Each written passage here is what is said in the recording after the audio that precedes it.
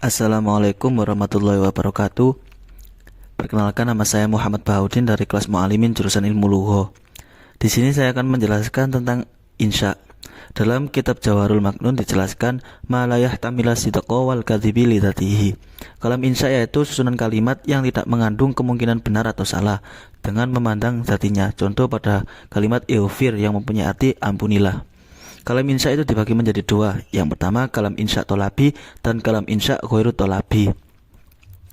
Kalam insya tolabi yaitu ma yastad'i matluban ghairu hasilin waqta tolabi wa yakunu bil amri wa nahi wal istifhami wa tamani wa nida. Ungkapan kalimat yang menuntut suatu permintaan yang belum diperoleh ketika memintanya. Contoh pada kalimat ya kholidu kum. Jadi lafadz kum itu mempunyai arti berdirilah yang mengandung suatu tuntutan atau permintaan. Kalam insya tolabi itu dibagi menjadi 5 pembagian. Yang pertama al-amru perintah, an-nahyi larangan, atamani harapan, al-istifhami pertanyaan, dan anida seruan.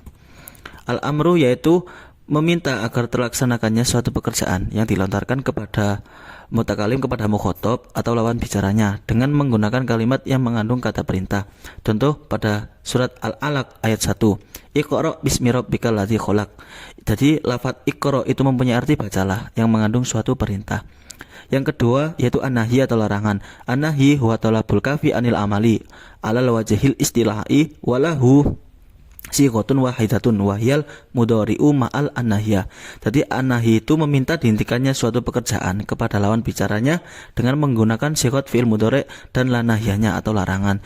Contoh di dalam Al-Qur'an surat Al-Mumtahanah ayat 13. La tatawallau qauman ghadiballahu alaihim. Jadi lafadz la tatawallau itu mempunyai arti janganlah, jadi mengandung suatu larangan. Selanjutnya al-istifhami atau pertanyaan. Kata istifham itu berwazan istaf'ala yang mengandung arti meminta pemahaman. Menurut istilah yaitu wa talabul ilmi bisya'in lam yakun ma'luman min qablu wa dzalika bi adamin ihdal adwatihi wa yal hamzah hal man mata ayana kaifa aina anna ayu dan kam. Jadi istifham itu mencari tahu tentang sesuatu yang belum diketahui sebelumnya dengan menggunakan perangkat istifham atau alat bertanya. Jadi contoh di dalam Al-Quran surat Al-Ghasyiyah ayat 20, wa ilal ardi kaifa sutihat.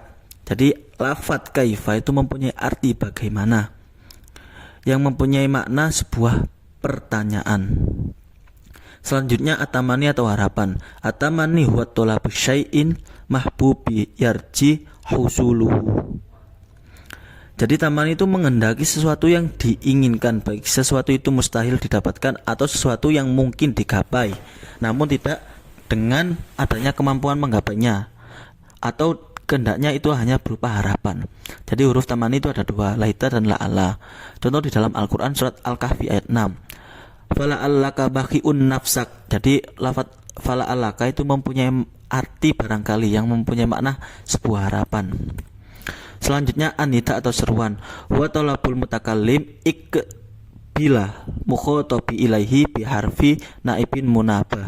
Jadi anida itu memanggil mukhotob dengan menggunakan perangkat panggil sebagai pengganti dari kata unadi. Dengan perangkat panggilnya itu ada 3. Yang pertama ayyuha, ya, ayatuha. Contoh di dalam Al-Quran surat Al-Mudaththir ayat 1, ya ayyuhal mudaththir.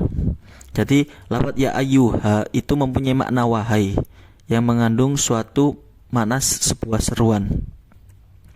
Selanjutnya itu kalam insya ghairu tolabi. Ma la yastad'i matluban ghairu hasilin waqta tolabi. Kasighotil madhi wa dhami. Insya ghairu tolabi itu kalimat yang di dalamnya tidak menuntut suatu permintaan.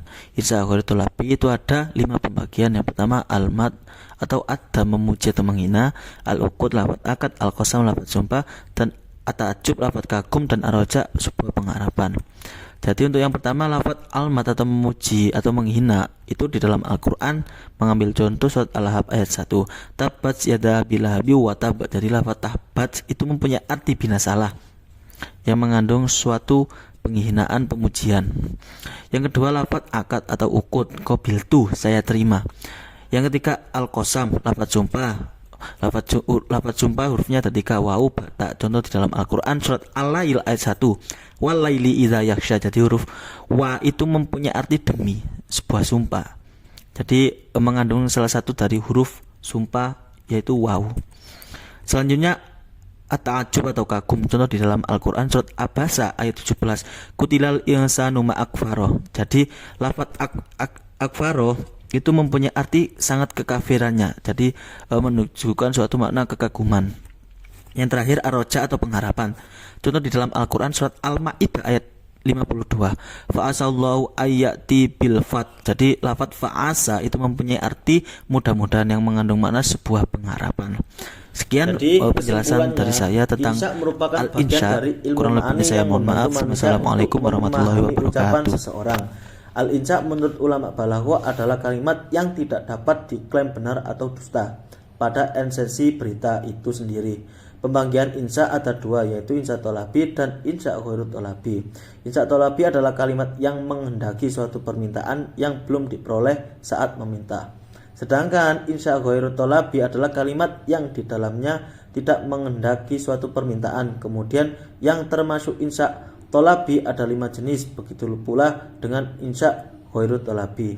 Sekian penjelasan dari saya, kurang lebihnya saya mohon maaf. Wassalamualaikum warahmatullahi wabarakatuh.